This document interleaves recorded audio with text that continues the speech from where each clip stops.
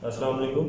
ये केमिस्ट्री का chapter number जो है 10 क्लास का बाब 10 या वैसे 9 और 10 और 61 बेस और 60, इसमें हमने जो है जितने भी रिएक्शंस हैं ना वो रिएक्शंस के बारे में मैं आपको बताऊंगा, क्योंकि बच्चों को जो प्रॉब्लम्स हो रही है कि रिएक्टेंट क्या है, प्रोडक्ट कैसे बनने हैं, वो सिर्फ रिएक्शन की इस वीडियो में करूँगा। बाकी लेक्चर्स जो हैं चैप्टर वाइज या टॉपिक वाइज वो बाद में शेयर हो जाएंगे, लेकिन इसमें जो है सिर्फ मैं अभी आपको रिएक्शन बता रहा हूँ। जितने भी ये चैप्टर नंबर 10 के आपके जो रिएक्शन है ना वो आपने इसमें मुताला करना है, वो पता चलेगा आपको किस तरह बनते हैं। ये मसलन पेज नंबर 27 पे है। पहला रिएक्शन उन्होंने दिया हुआ है, ये HA, एक जनरल रिएक्शन है पानी के अंदर ये रिएक्शन होगा। मैं आपको बताता जाता हूँ, आपके पास रिएक्शन इसमें ये दोनों सेपरेट हो जाएंगे, ये हाइड्रोजन और साथ में ये कोई भी एसिड, उसका A जो है वो कोई भी चीज़, ये इस तरह सेपरेशन होगी, ये पॉजिटिव और नेगेटिव में। ये जो नीचे लिखा होता है ये AQ, इसका मतलब क्या है, ये इक्वस, यहाँ पे AQ इसका मतलब है इक्वस। ये भी आपको मैं बताता चलूँ, आपको जहाँ पे ये AQ लिखा होगा इसका मतलब होता है ये इक्वस है। इक्वस का मतलब आब, यानी कि पानी के अंदर। ये आपको पता चल गया होगा जहाँ पे भी अब इक्वेशन देखेंगे, यहाँ पे भी ये AQ लिखा हुआ है।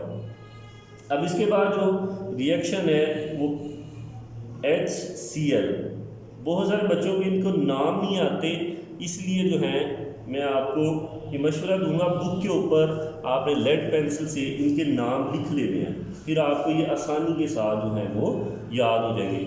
मसलन ये जो है ये हाइड्रोक्लोरिक एसिड है, हाइड्रोक्लोरिक एसिड। इसमें ये सेपरेशन होगी बिल्कुल उसी तरह, ये पानी के अंदर रिएक्शन होगा तो ये हाइड्रोजन प्लस क्लोराइड आए, इस पर नेगेटिव चार्ज और इस पे पॉजिटिव चार्ज। ये मैं क्लास में स्टूडेंट्स भी पास खड़े हुए हैं 2-3, अगर अब बच्चों आपको कोई प्रॉब्लम हुई तो आपने सवाल पूछ लेना है। ये क्लोराइड, ये हाइड्रोजन है, या इसको हाइड्रोजन आयन होगा अब ये, या प्रोटॉन भी बोल सकते हैं, ये आयन है। अब आयन आपने 9th क्लास में भी पढ़ा हुआ है। ये जो है ये क्लोराइड है, ये क्लोराइड है। इसी तरह जो है उसके बाद जो निचला रिएक्शन ये है HNO3, ये है नाइट्रिक एसिड। ये क्या है, नाइट्रिक एसिड। इसका भी आपने नाम लिख लेना है, नाइट्रिक एसिड। तो बिल्कुल उसी तरह ही ये पानी के अंदर रिएक्शन होगा, तो आपने ये अब यहाँ पे भी इक्वस आएगा, इक्वस आएगा, ये मैंने आपको बता दिया, इसलिए आप जो है वो अगर बुक में देखते हैं तो आपको पता चल चुका होना चाहिए। बिल्कुल उसी तरह ये इसके हाइड्रोजन, ये प्लस और साथ में NO3 नाइट्रेट, ये सेपरेट हो जाएंगे और इस पर पॉजिटिव और नेगेटिव, यानी अपने अपने आयन में। उसके बाद वाला जो रिएक्शन है वो है एसिटिक एसिड, CI3COOH। ये आपने जब इनके फॉर्मूले लिखने हैं ना तो फिर आपने ध्यान से लिखना है, ये C भी कैपिटल होगा, ये H3 भी, ये H भी कैपिटल। इसका जो नाम है वो है एसिटिक एसिड।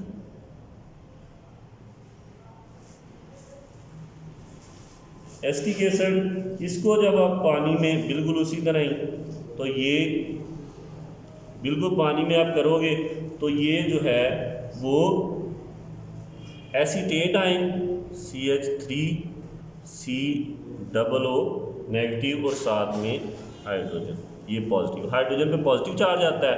और ये जो है एसीटेट, इसको आप बोलेंगे एसीटेट आयन, जब नेगेटिव पॉजिटिव चार्ज और साथ में ये हाइड्रोजन आयन उसी तरह, ये इसका तो आपको पता चल गया होगा। अब ये रिएक्शन दिए हुए हैं, उसके बाद आप आ जाओ आगे वाले रिएक्शन को, नाम भी आप नोट करते जाओ साथ साथ ही। ये बिल्कुल उसी तरह जिस तरह जनरल रिएक्शन एसिड की दी हुई थी, बिल्कुल उसी तरह। ये देखो यहाँ पे O जो है आपने स्मॉल नहीं लिखना, इसका मतलब और हो जाएगा, इस तरह आप कैपिटल ही लिखने हैं बिल्कुल।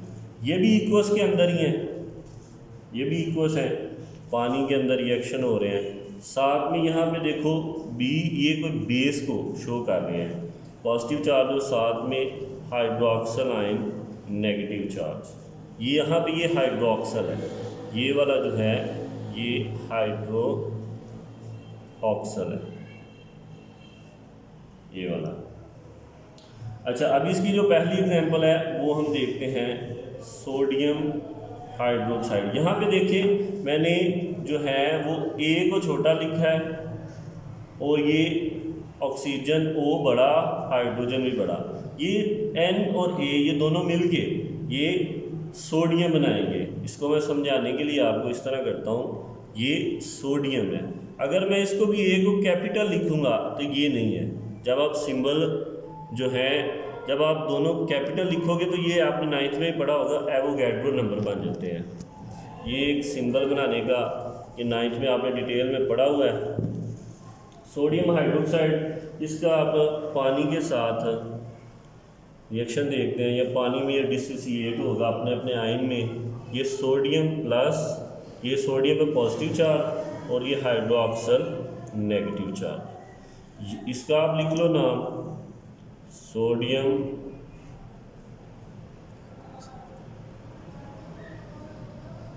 हाइड्रोक्साइड और साथ में ये सोडियम आयन होगा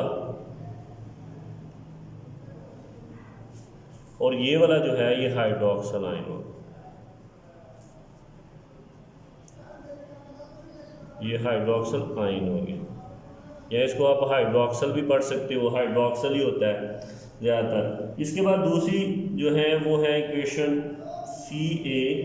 अब इसमें भी ए छोटा बिल्कुल उसी तरह, कैल्शियम हाइड्रोक्साइड।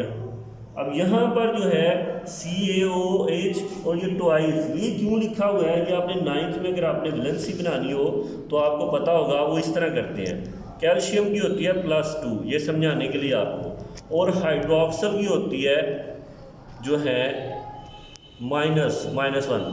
तो आपने पढ़ा हुआ एक एक्सचेंज मेथड, जिसमें इसकी वैलेंसी इसके नीचे, इसकी वैलेंसी इसके नीचे, इस तरह बिल्कुल। कैल्शियम की जो वैलेंसी है वो 2 इसके नीचे आएगी, तो ये कैल्शियम, और इसकी जो है वो एक को शो नहीं करते, तो कैल्शियम हाइड्रोक्साइड बनेगा। तो कैल्शियम हाइड्रोक्साइड को डिसोसिएट करना है आपने, तो बिल्कुल उसी तरह पानी, इसमें आप देखो कैल्शियम पर ये +2 चार्ज, या इधर प्लस लगा लो, तो +2 चार्ज और साथ में ये 2 हाइड्रोक्सल आयन, क्योंकि ये 2 हाइड्रोक्सल बैलेंस भी करोगे तो आप इस तरह। ये यहाँ पर बेस के एग्जांपल, ये रिएक्शन हो गई। ये असल में आर्हीनियस का कॉन्सेप्ट था, लेकिन वो एक अलहदा बात, मैं सिर्फ यहाँ पे आपको इक्वेशन, उनके नाम। अच्छा, ये कैल्शियम हाइड्रोक्साइड, इसका भी नाम आप नोट कर लो, कैल्शियम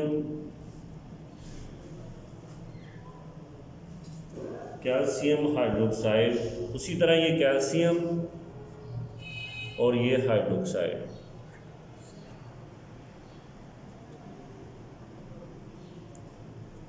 ये कैल्शियम और हाइड्रोक्साइड।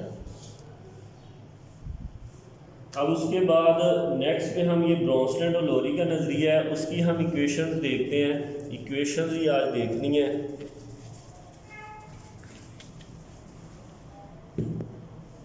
उसकी जो पहली इक्वेशन उन्होंने दी हुई है वो HCl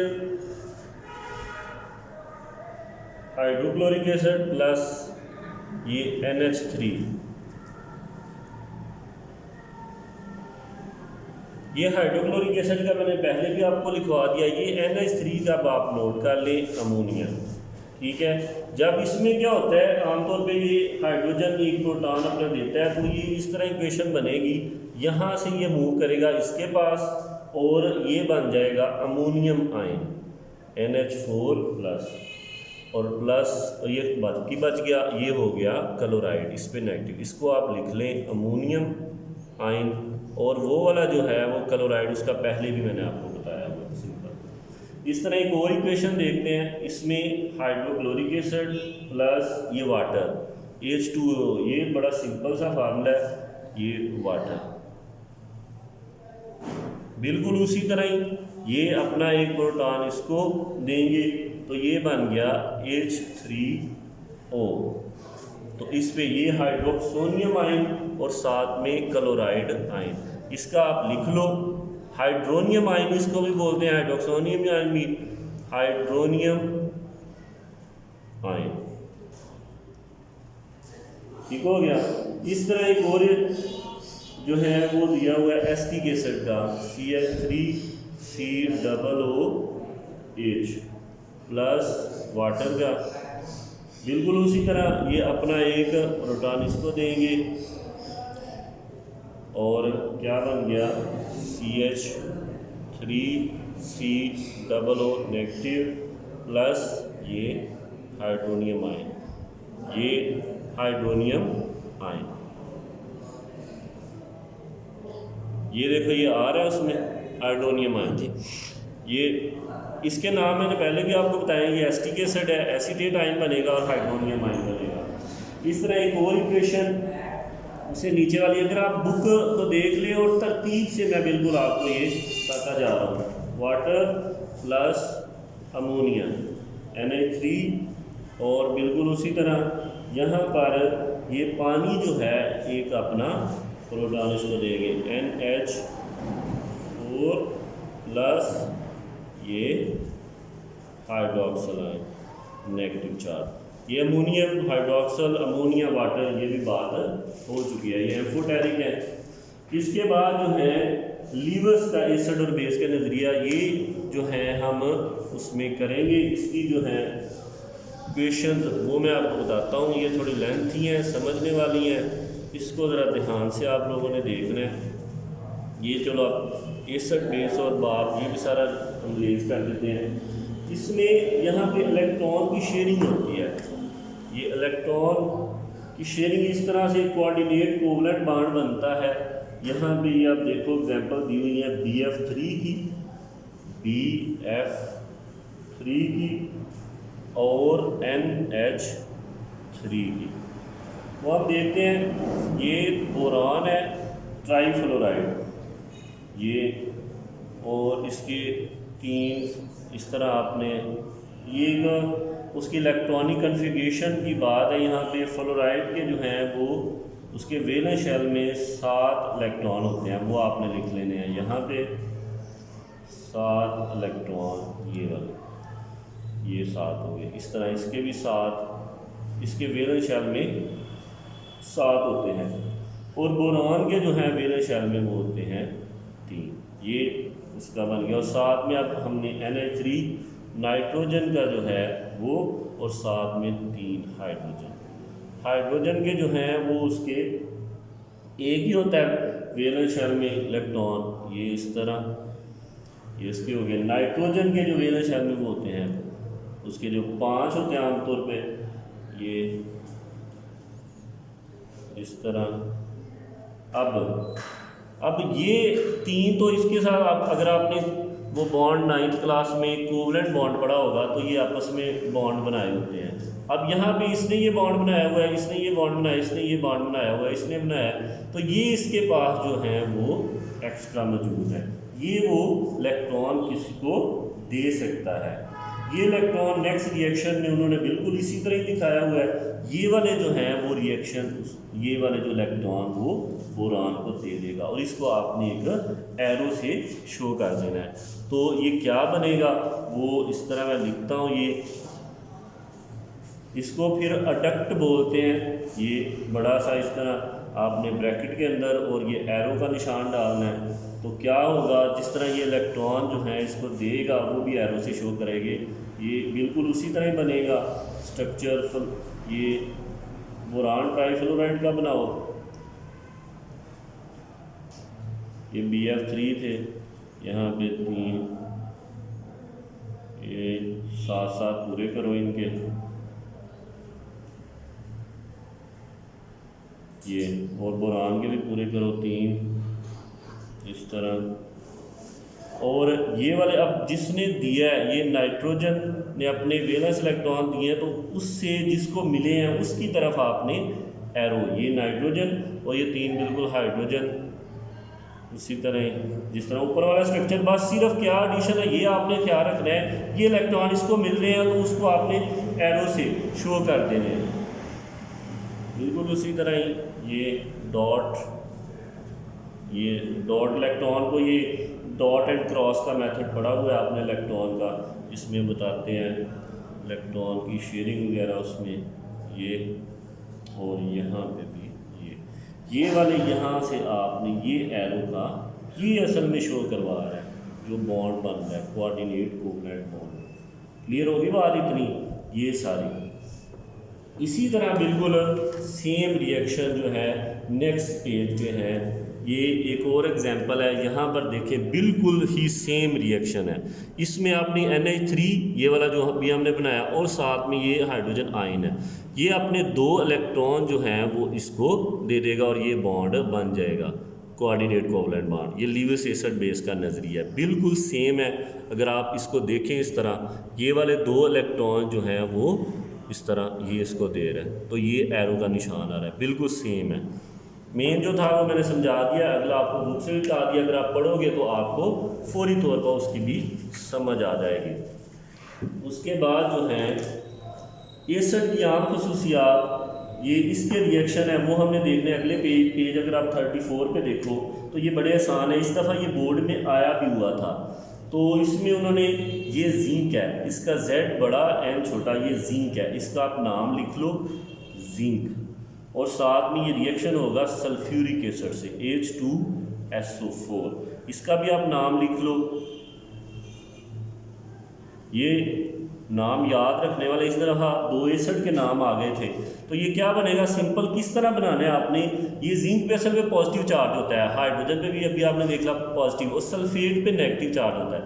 ये वाला जिंक इसके साथ मिलेगा सिंपल, तो क्या बन जाएगा ये zinc sulphate ZnSO4 zinc sulphate, और साथ में क्या बच गया ये हाइड्रोजन गैस जो है वो रिलीज हो जाएगी।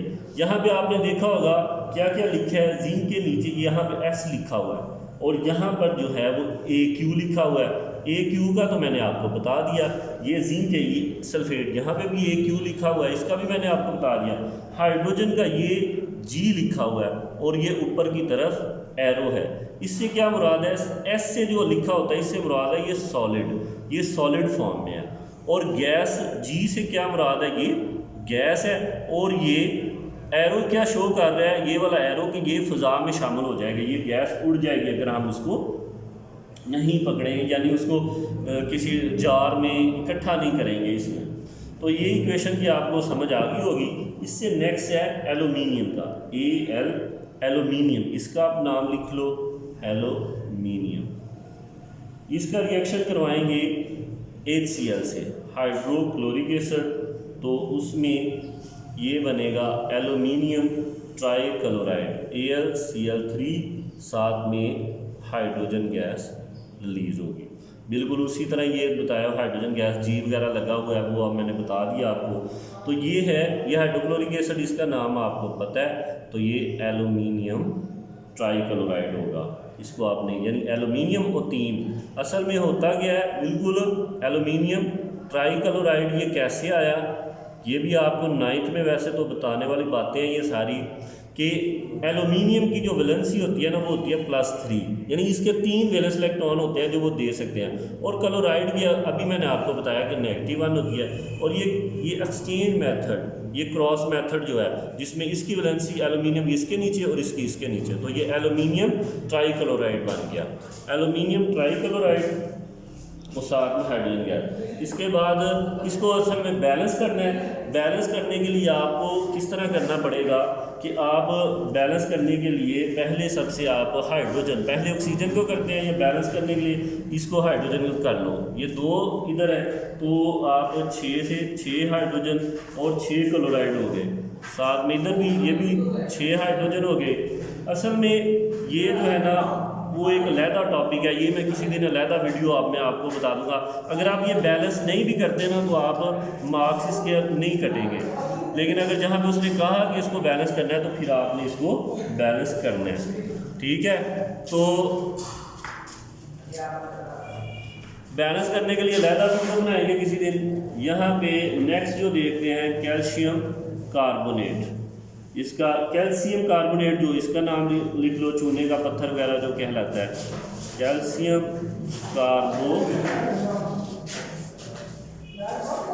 कैल्शियम कार्बोनेट प्लस ये हाइड्रोक्लोरिक एसिड का रिएक्शन, साथ में कैल्शियम क्लोराइड, साथ में कार्बन डाइऑक्साइड और साथ में वाटर बनेगा। ये अब इसके नाम लिख लें, ये कैल्शियम क्लोराइड है, ये कार्बन डाइऑक्साइड,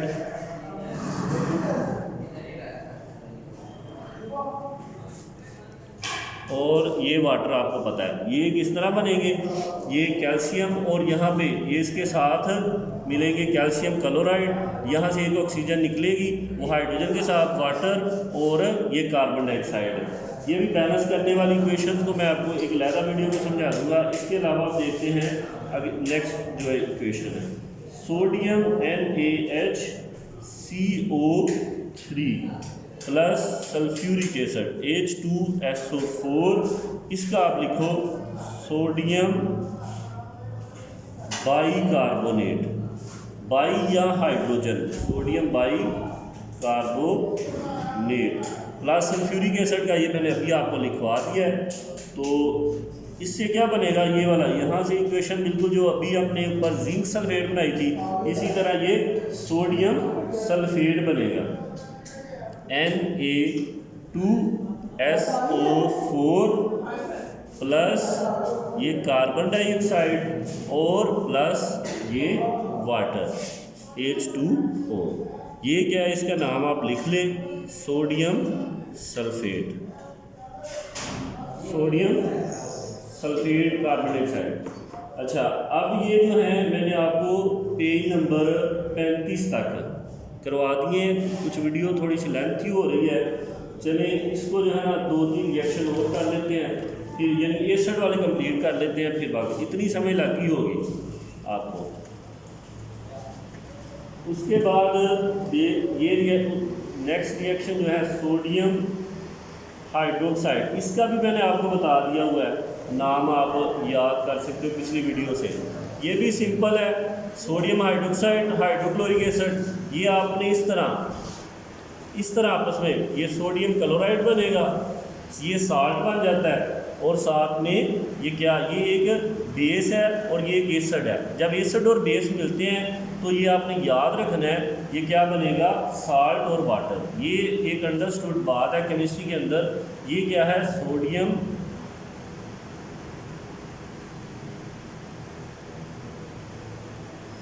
हाइड्रोक्साइड, और ये एक बेस है, और ये हाइड्रोक्लोरिक एसिड है, और ये एक एसिड है। तो जब एसिड और बेस मिलते हैं तो ये क्या बना, सोडियम क्लोराइड, जो आप नमक खाते हो, सोडियम क्लोराइड जो हम नमक टेबल साल्ट जिसको बोलते हैं, ये साल्ट है, यानी साल्ट और वाटर बनेगा। ये आपने याद रखना है। इसी तरह उसके नीचे वाला रिएक्शन है कॉपर ऑक्साइड प्लस ये सल्फ्यूरिक एसिड H2SO4, ये कॉपर ऑक्साइड है,